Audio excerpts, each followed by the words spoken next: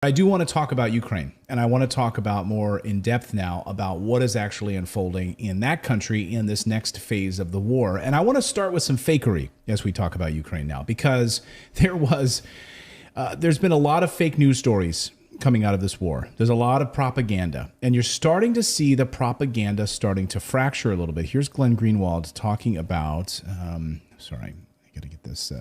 Here it is. Here's Glenn Greenwald. Western media all but refused to acknowledge Russian advances for the first 3 months of this war, bombarding everyone with a relentless narrative about feisty Ukrainians kicking their ass. Now reality is emerging, as it eventually does with war. The propaganda is slowly eroding. So what are we talking about? Well, there are a couple stories over the past few days that I thought were hilarious. A few weeks ago, I don't know if you recall this story. It was plastered a lot over the Western media. You can take my laptop here. Russian troops pushed back to the border. This was a story that was carried on Al Jazeera and other Western media outlets. I think Reuters carried it as well. Russian troops pushed back to the border, Ukraine. If confirmed, it would suggest a counteroffensive by Ukrainian soldiers having increasing success in expelling Russian forces from the northeast. Now, I was digging for this video tonight, and I couldn't find it on the fly. I had it, and I couldn't find it through my archives. But it showed basically Ukrainian troops. They posted it on Facebook initially, and it was near Kharkiv, and they basically pushed Russian forces back and advanced as far as the border with Russia. That's what they were saying. And it basically showed them out in the woods, sort of like planting the Ukrainian flag at the border, basically saying, here we are, like we got this border post, we've pushed the Russians back. Not so fast. Because a lot of people, even Larry Johnson, who we interviewed here on the show, he's like, this was ridiculous. He's like, you could have literally been out in your backyard taking that video and posting it. But apparently this came from the Ukrainian government that was asking for more of these like propaganda videos to put out on social media. So now we know the guy that was the head of the SBU in Kharkov, this comes to us from Levy Godman over on Twitter. She posted this. The head of the SBU of Kharkov, who was fired yesterday, has already started to talk. In mid-May, Ukrainian channels distributed a video showing the military personnel of the armed forces of Ukraine going to the Russian border and setting up a border post. Well, even then, there were suggestions that the video was staged, and today, this was officially confirmed by the ex-head of the Kharkiv Regional Department of the SBU, who recently was fired after a conflict with Zelensky. According to him, personnel of the 227th Battalion of the 127th Brigade of the Defense were involved in filming of this performance for the president. The recording did not go according to plan. A battle began, during which the Ukrainian fighters had to shamefully throw the installed pole that they put with the flag, and they had to run away. The losses of the armed forces of Ukraine amounted to 4 people killed, 3 wounded. I mean, this is just one simple example, but this just goes to show you the level of propaganda that the Western media just soaked up, right? Oh my God, they took over a border post. Yeah. And as Larry Johnson pointed out, well, where's the building? Where's the border building? The facility? You know, you cross the border, they got like a guard gate and stuff. Well, the photo could be geotagged and show that we're on the border. You get no other evidence. There's nothing there. That. Like, oh, here we are in the woods. Here's a pole. Here's my Ukrainian flag. But that's not funny because, according to that report, 3 or 4 people were killed because of this shenanigan. Yeah, because of this propaganda. Can shenanigan be singular? I think you can have a shenanigan. I think, but because shenanigans. I think it's still shenanigans. I think that's just. What if you only pulled one shenanigan? Let's ask our chat room right now. Yeah. Do we have any people from? Is shenanigan an Irish word, or it's like an Irish? I have no I've been to like a couple of Irish pubs called Shenanigans. I think I've. I used to have a neighbor who would come over and lecture me about shenanigans. Anybody prone to pull shenanigans, though, isn't likely to just pull one of them. So maybe that's just maybe you're the only person that ever thought to do just one shenanigan. I'm just going to do a shenanigan and call it good. I didn't like it. She's like, wow, I'm breaking the rules. I can't break rules. Yeah, she's not the rule breaker.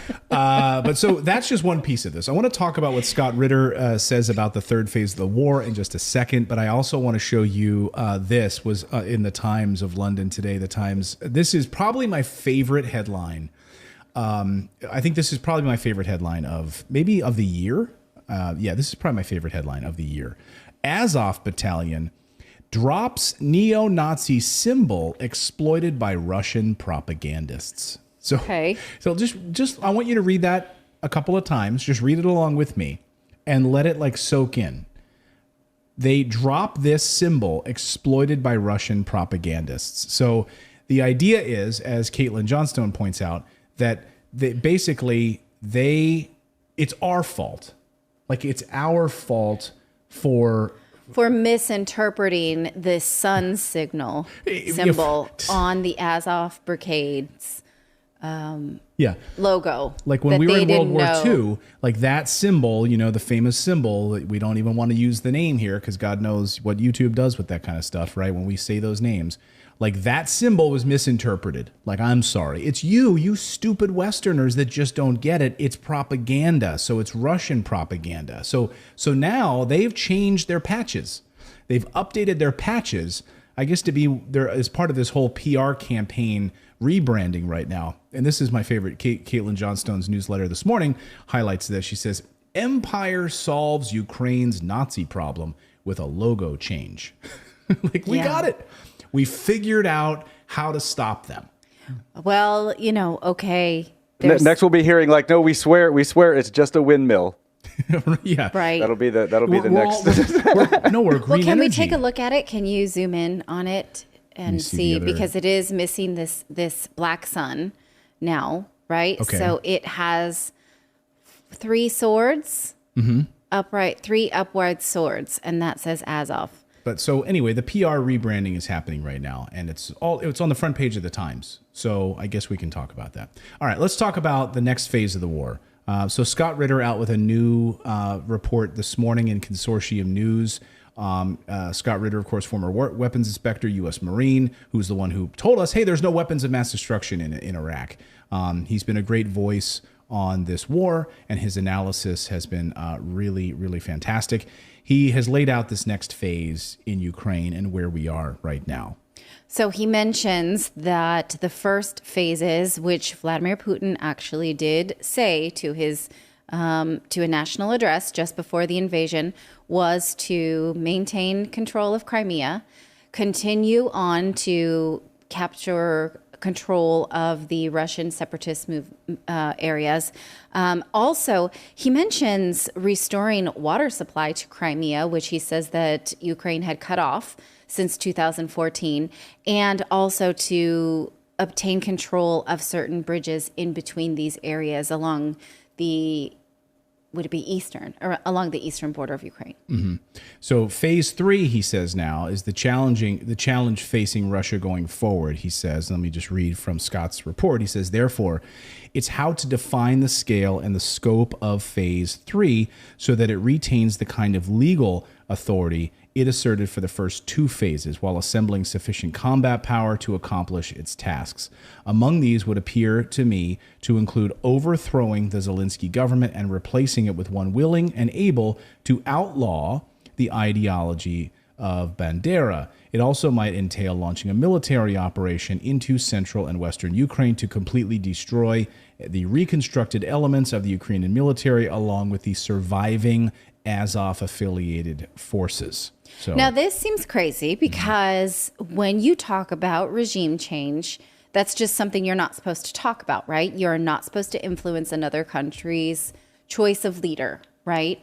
And when there's been some inklings about that, saying that Putin should be replaced, in the United States, most politicians walked that back.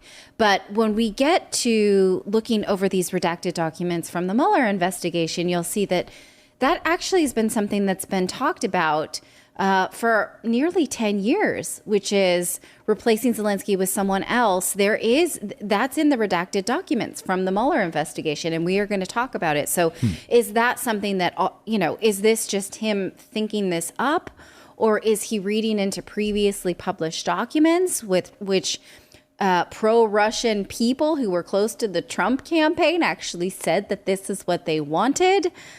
Or is this writing on the wall? I mean, it's crazy to think about, right? But what if, I don't know, it's just something, it's a what if. I do not think the West would stand for this at this point, but look at what the West is trying to not stand for now and not getting very far. Yeah. But we still have to support Zelensky. Like, this is the message. I was watching Fox News, and they literally had on a CIA guy, Dan Hoffman. I'd never heard of this guy before.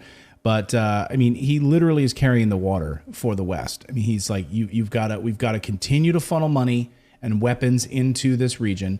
We've got to continue to pour money in there. And oh, by the way, like, Putin is weaponizing food. This is why we need to stand strong. We need to keep them in the fight. Listen to this guy. What do you make of this? Do we need to give more weapons? Yeah, we do. Absolutely. We've got to keep Ukraine in the fight. Vladimir Putin is trying to leverage every bit of pressure he can on Ukraine and on the West.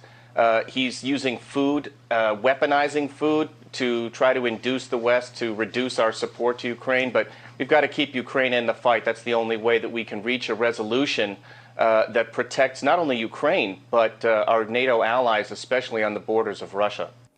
Well, that doesn't make a lot of sense in the context of the fact that food is exempted from current sanctions from the West.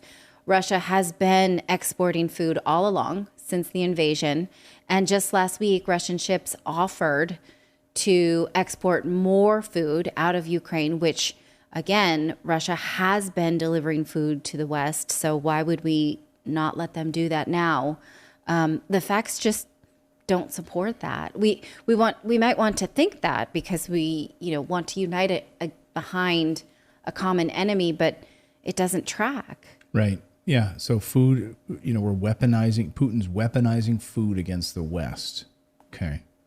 When you think about all of the sanctions that are in place that we put in place, it doesn't pass the smell test. But we got to keep them in the fight, he says. So you got to continue to funnel more weapons in there. We just sent $40 billion. They're already itching to send more now. So they're already itching to send, more heavy weapons and so forth. And so we got to keep them in the fight. For what?